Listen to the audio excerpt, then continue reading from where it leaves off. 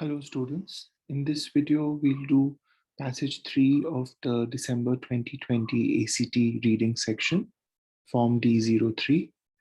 So let's begin. Humanities. This passage is from the article Photography Changes the Movies We Choose to See by Preminder Jacob.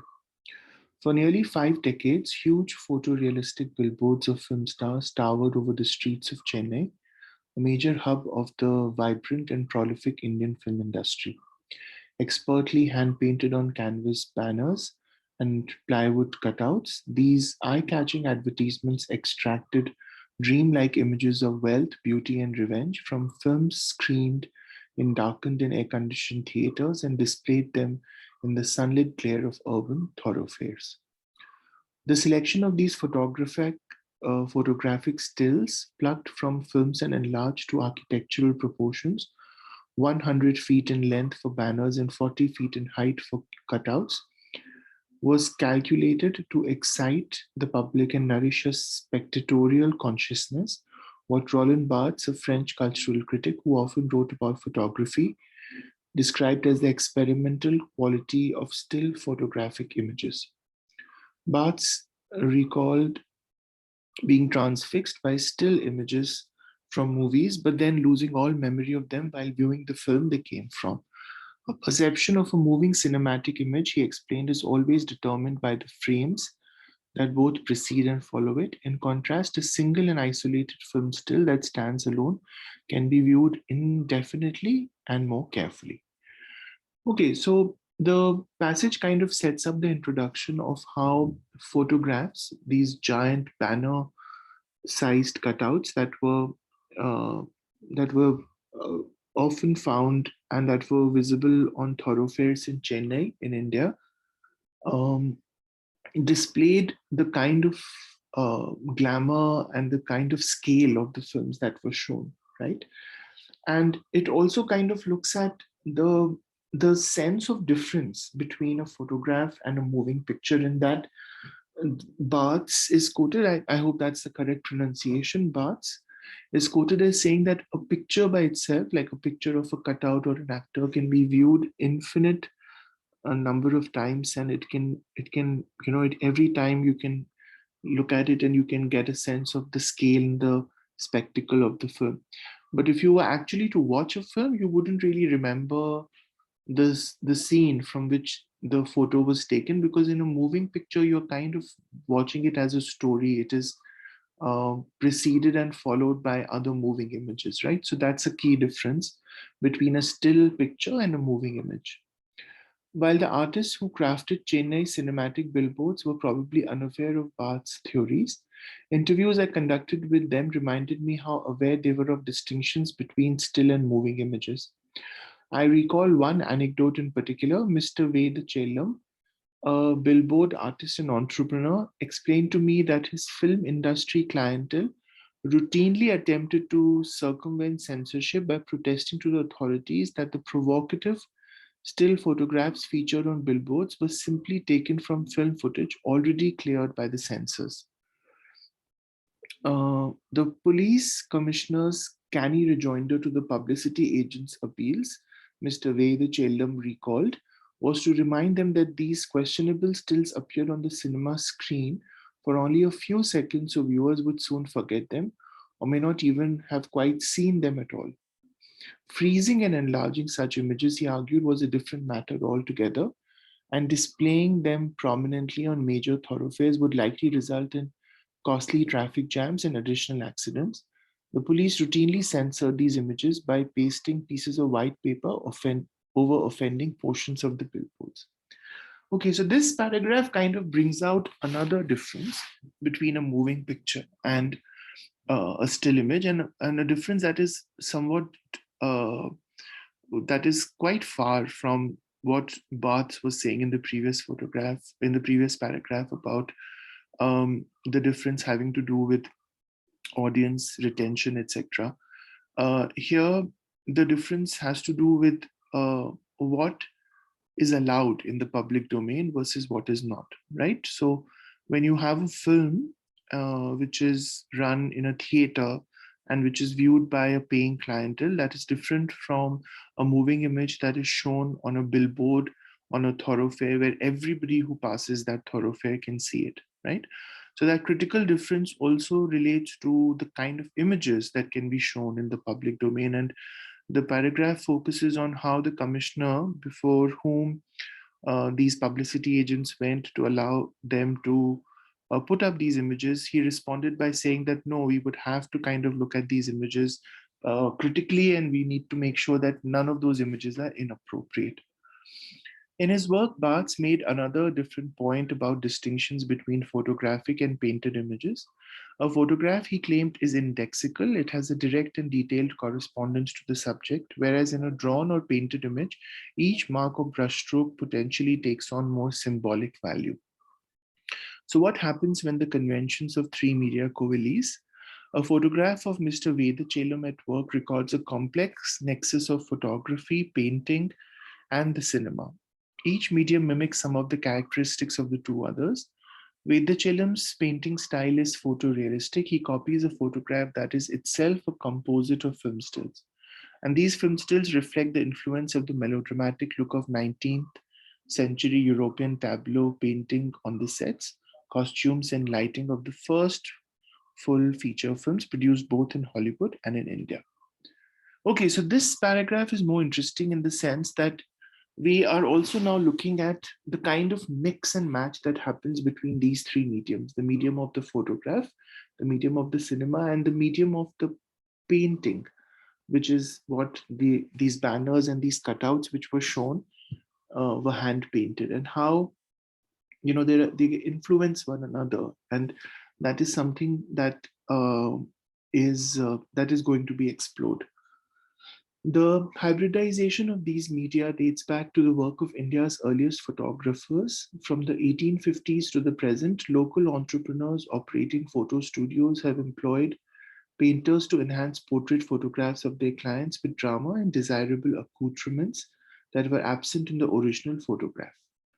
So this kind of says that there is always this back and forth between uh, photography and painting, in the sense that even early Indian photographs, which might have been taken in very somber or very austere settings, were filled in by painting to make them look more glamorous. The theatricality of Indian studio photographs and the fantasies they fulfill has in turn influenced the idealized ways celebrities are represented in the hand painted cinema advertisements.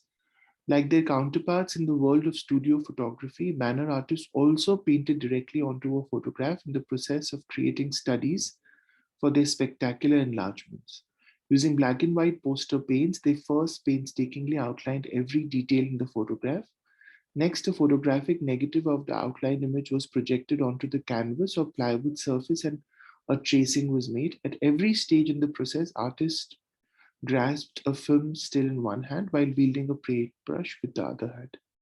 So this is interesting because they were using a film still like a in one hand, and they were painting on the plywood the banner on the other hand. And this kind of indicated influences from photography in India. This indicated influences from how photography was supposed to reflect something which was aspirational, which was greater than what it was trying to capture.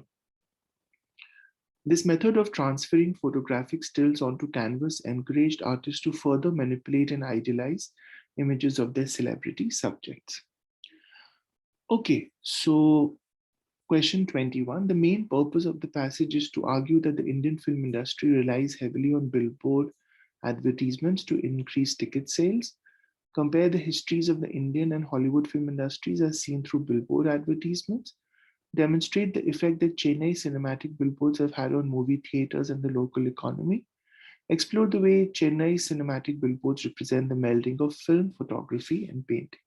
So very clearly the answer is going to be D here, because the passage starts with a discussion of the cinematic billboards in Chennai, and then it dovetails into a discussion of how film, photography, and painting come together in the creation of these giant billboards. In the passage, Chennai cinematic billboards are most nearly characterized as imposing and provocative is what I'll go with. These eye-catching advertisements extracted dream-like images of wealth, beauty, and revenge. Right. They were imposing and provocative, right? They were not subtle for sure, and they were not solemn, right? They were provocative also because if you look at what the commissioner said, they had to kind of look at censoring some of them. So we'll go with F. They're not minimalist. Yeah. The main point of the second paragraph is that Barthes theorized that. So this is the selection of these photographic stills. So what was he recalled being transfixed, but then losing all memory, right? Okay. So Barthes theory, a film still expanded to architectural proportions. Careful viewing of the film is essential to understanding. The experience of viewing a moving image is different from the experience of viewing a film still. Context. Yeah, so it is C, right? He very clearly made a demarcation between the two. According to the passage, in India, the act of enhancing photographic images with paint was first practiced by portrait paint workers. Okay. So we'll just go back and look at this. I think it comes here. From the 1850s onwards, right? Local entrepreneurs have enhanced portraits with painting. So it is painters working for studio photographers in the 1850s, J. Right. According to the passage, before a billboard artist traced a photographic image onto a canvas, he or she would first. Okay, so this also comes from here. So let's just understand what is he doing here. Like their counterparts, banner artists also painted directly onto a photograph in the process of creating studies for their spectacular enlargements. The first painstakingly outlined every detail in the photograph. Okay. Convert. Yeah, outline every detail of the photograph with poster paints, right?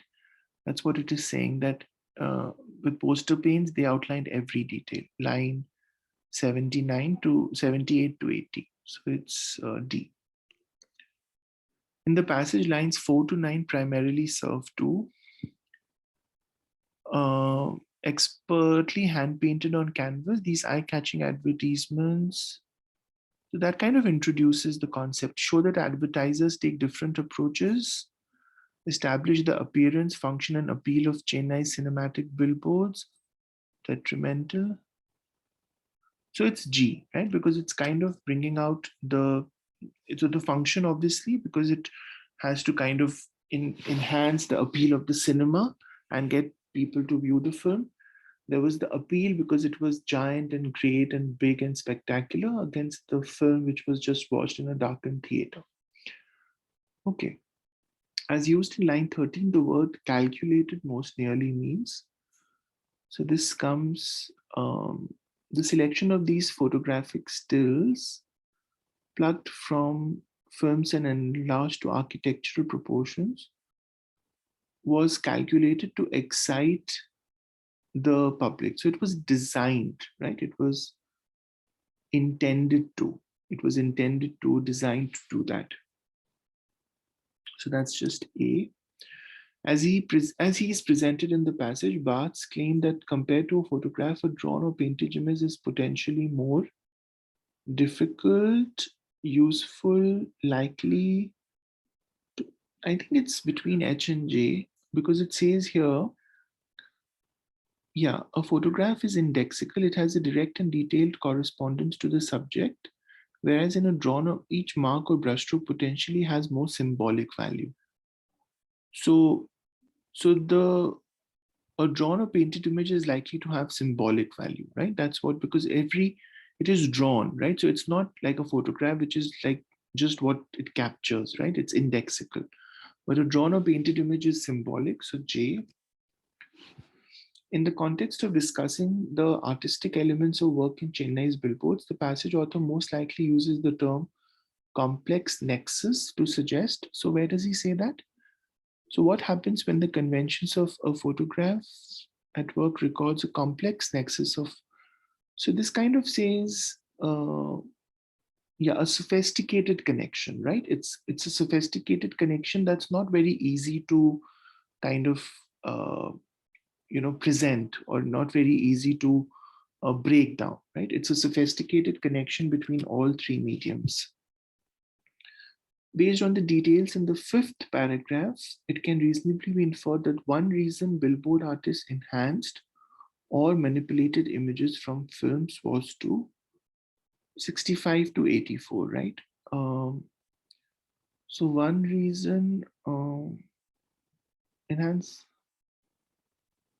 so that was to kind of add elements which were absent, justify, protest. Yeah, so it was to fulfill viewers' fantasies, right?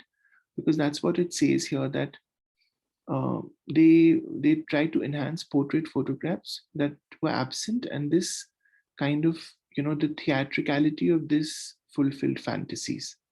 So it will be G. Okay, so that was passage 3. Let's now grade this. This is till 30. So let's enlarge this and bring it till 30. Yeah. DFCJD, DFCJD, GAJCG, GAJCG.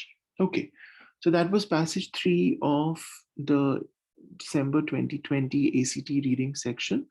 I've already uploaded videos for passages 1 and 2 of the reading section. Passage 4 is left, which I'll upload soon. Please subscribe to the channel if you find these videos useful. I'll see you guys soon in a new video. Take care. Bye-bye.